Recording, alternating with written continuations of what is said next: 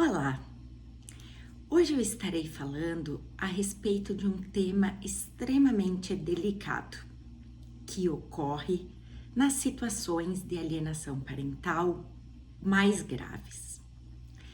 De um lado, temos falsas denúncias de abuso sexual com a consequente implantação de falsas memórias.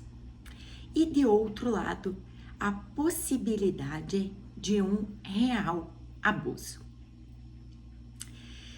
A implantação de falsas memórias acontece quando a pessoa é submetida a uma repetição constante de uma mesma história que ela teria, em tese, vivenciado.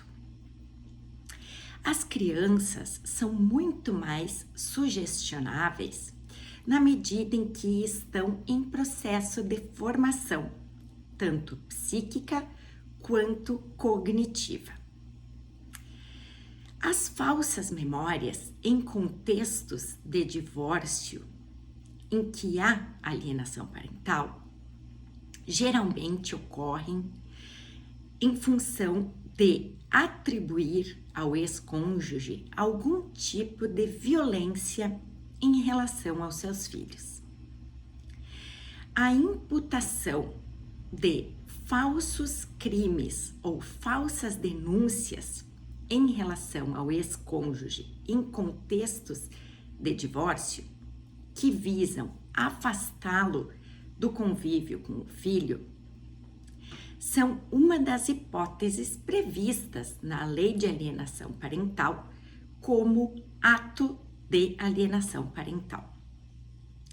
Nessas situações, então, a mãe ou o pai, que se configura como genitor alienador, conta para a criança uma história que ela teria vivenciado de abuso, seja físico, seja sexual. Este é encontrado na maioria dos casos, é importante frisar. Como eu falei no início, a constante repetição desta história, com maiores detalhes, vai fazendo com que a criança venha a absorver aquela história e vivenciá-la como se de fato tivesse ocorrido. E é a partir daí que se cria uma falsa memória. Por quê? Porque ela diz respeito a um fato que não aconteceu.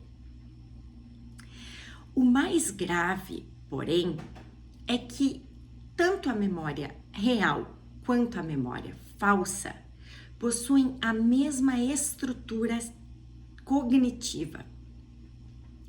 E, além disso, a vivência da criança é igual nas duas situações.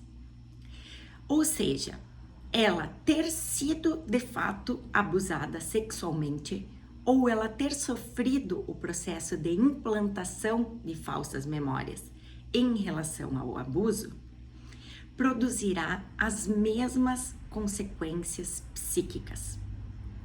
Ou seja, o abuso psicológico e o abuso sexual se equivalem em termos de prejuízos emocionais. É importante destacar que somente uma avaliação psicológica muito bem feita por um profissional com ampla experiência no tema poderá auxiliar na identificação de se houve de fato um abuso, se há indícios de um abuso real, ou se estamos diante de um caso de implantação de falsas memórias. Alguns itens são apontados pela literatura como diferenciais entre uma situação e outra. Enquanto na implantação de falsas memórias, as crianças precisam de um estímulo para falar, não tem a espontaneidade, na situação do abuso real, elas conseguem falar sem ajuda, já que de fato vivenciaram. E além disso, é importante destacar que enquanto uma criança que sofreu abuso não quer falar sobre o assunto, a criança que sofreu implantação de falsas memórias, ela repete o que ouviu.